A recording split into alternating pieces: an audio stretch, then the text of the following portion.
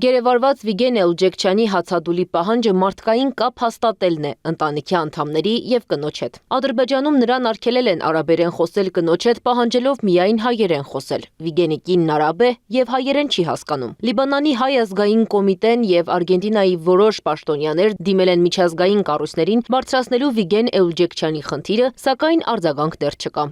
Եվ Լիբանանի և Հայաստանի իշխանություններն ասում են, որ փորձում են ճնշում գործադրել նրան վերադարձնելու համար։ Ասում են, մենք քո կողքին ենք, գործում ենք հանուն Վիգենի վերադարձի։ Բոլորն էլ աշխատում են, բայց չգիտեմ արդյունքը որն է լինելու։